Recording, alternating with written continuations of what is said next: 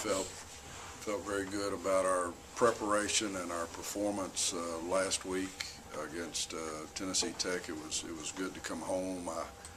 I do think that that our players play better when we're at home, even though we've got one game that was a little unusual for us. Thank goodness we're home again. We appreciate everybody that shows up. Hopefully this game will carry as much significance with the fans at the EKU game as it does with the players and coaches. Last week I was extremely impressed with the leadership of this football team, and that we started to gaining momentum. We finished the first half taking control of the game, and then we started the third quarter. We really showed that we understood what it took to win. We played sound football against a sound football team, and at the same time, the playmakers on this team, and there's a lot of them, made the plays, and I thought we represented who we were by the way the game turned out. We're playing this week at home, Eastern Kentucky. Eastern Kentucky is the traditional team in the OVC. Going back over years, they have the most wins. I think we have come to a competitive winning percentage with them, but they certainly have the most wins of any team that's ever been in the OVC. They've got a record or two in terms of consecutive winning seasons. I think it's 31. We certainly weren't happy with the way last year's game turned out. We have our seniors playing in their last home game, and I can say that these seniors are, in a way, and I've been around some really special senior classes, so I'm going to qualify this because I always try to keep things in perspective.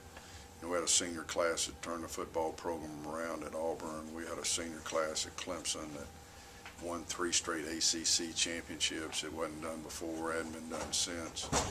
Had a senior class at Arkansas that won back-to-back Southwest Conference championships. But I will say this, given due to them, I've never been around a team that was challenged more with adversity, going back to when this team sat downstairs and heard that they were being bypassed for a main team just on the basis of the caliber of schedule or some very subjective opinion of a group of people. I took it personally. These seniors took it personally, and that was real adversity to us. And then we were told that we had an APR problem, and we met a day over there in the gym, and I think a lot of people were looking for this thing to come unglued. And we've had adversity this season. I think the truest sign of the greatest definition of leadership is leaders overcome adversity. And since we finished last football season, I have never seen a group of young men come back from disappointments. Some of them personal, some of them really impacted the program, and for the program to move forward, the first thing that had to happen was these seniors say that they were going to go forward. So, and we have here our best offensive and defensive players, in my opinion, the best offensive and defensive players conference, maybe the country. We're led by our talents, but we're also led by our character, and I think we're just very fortunate. We're going to line up against a really good football team in Eastern Kentucky. We're going to have to play as good offensive football game and defensive football game as we can play. We're going to have to get a lot done in a kicking game. Their quarterback, T.J. Pryor, is a highly rated in a lot of stats.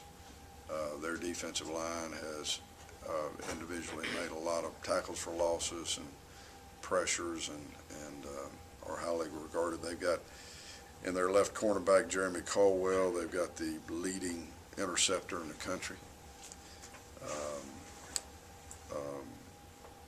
They have in a wide receiver, Phelps, the leading wide receiver, I think, in terms of catches per game, if I'm not mistaken. So, you know, they're certainly, I don't have to elevate anything about EKU. I mean, they've elevated themselves for a long time. And so we're a really good football team playing a very important football game against another really good football team. It doesn't get any better than this. And I'm honored to have the opportunity to stand on